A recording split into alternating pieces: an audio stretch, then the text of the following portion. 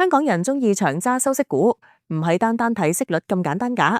唔想賺息蝕價，就一定要做好選股。Hello，大家好，歡迎返到嚟講故事。呢度會同大家緊貼市場資訊，分享我呢10年嘅投資經驗同實戰思維俾大家。如果你想學多啲學校從來冇教過嘅投資知識，即刻撳個訂閱。中意呢類型內容，記得撳埋點讚，開啟小鈴鐺同分享俾朋友，快啲達成財務自由啦！事不宜遲，今日會同大家深入剖析一下一間全球集運龍頭企業，編號為1919嘅中遠海控。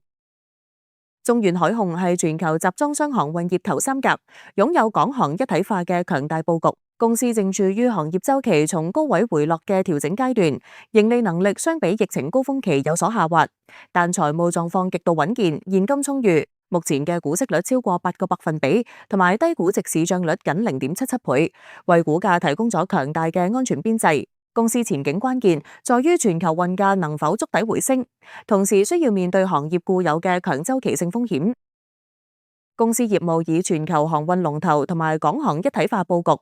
中遠海控作為中國遠洋海運集團嘅航運旗艦，佢哋嘅核心業務非常清晰。第一個核心業務係集裝箱航運業務，佔收入約96個百分比。公司係全球第3大集裝箱航運公司，通過中遠海運集運同東方海外雙品牌運營。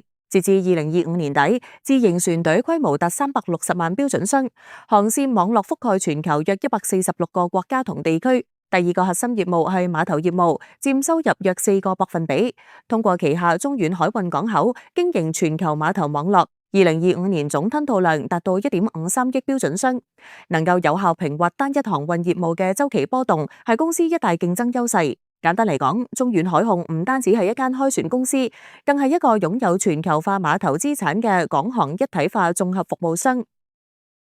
公司業務表現方面，財務表現呈現明顯週期性，營收同盈利從高峰回落。公司2025年營業收入為2195億元人民幣，按年下降6.14個百分比，歸母淨利潤約308億元，按年下降37.24個百分比。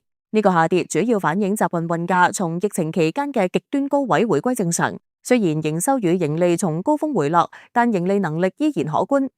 2025年毛利率仍達約19個百分比，淨利率16個百分比，相比歷史平均，仍處於唔錯嘅水平。財務底盤極度穩健，截至2025年底，公司資產負債率只有約41個百分比，手持現金及等價物高達約1500億元人民幣，完全無償債壓力，財務安全感十足。中遠海控對股東亦都較為慷慨，以高股息同埋回購誠意十足，以現價13.9港元計算，目前嘅股息率超過8個百分比，係穩定嘅分紅政策方面。公司承諾2025至2027年度現金分紅比例唔低於歸母淨利潤嘅50個百分比。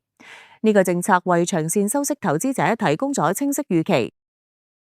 而中遠海控嘅潛在機遇主要圍繞住新興市場開拓同埋公司戰略轉型提升價值。首先，公司積極開拓新興市場，受惠於中國出口多元化帶嚟嘅貿易紅利，中遠海控正積極強化非洲、拉丁美洲同埋東南亞等嘅新興市場佈局，優化全球網絡。其次就係公司戰略轉型提升價值，例如拓展供應鏈服務。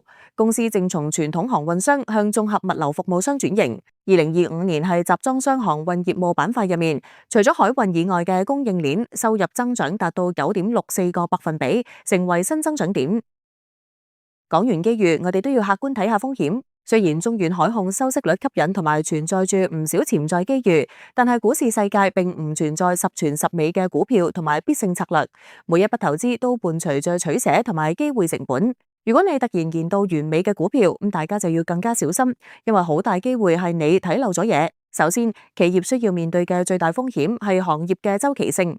中遠海控缺乏經濟護城河，盈利能力極容易受全球航運業價格波動衝擊。一旦全球貿易需求疲軟同運力過剩加劇，運價同盈利會迅速下滑。第二就係地緣政治同埋運營成本風險。紅海局勢同埋霍爾木茲海峽緊張等等嘅地緣事件，雖然短期可能推高運價，但長期加劇咧航線不確定性，直接影響保險同燃油等等嘅成本。第三就係同行競爭加劇，雖然行業集中度高，但龍頭公司之間嘅價格戰從未停止，可能擠壓利潤空間。總括而言，中遠海控係一隻典型嘅週期股，兼具高股息同埋深度價值，對於價值型同埋收息投資者都相當吸引。提提大家，投資中遠海控必須具備承受行業劇烈波動嘅心理準備，並緊密跟蹤運價指數、全球貿易數據同埋地緣政治變化。佢唔係一隻可以買入咗就可以唔記得嘅股票，而係一隻係週期底部區間可能提供極高風險回報比例嘅選擇。最後，希望以上分析能夠幫助大家更深入了解中遠海控。投資涉及風險，大家務必審慎選股。希望今條片幫到大家。最後記得俾 like、訂閱同 share 俾朋友仔，仲有撳埋鐘仔啊！我哋下次片再見，拜拜。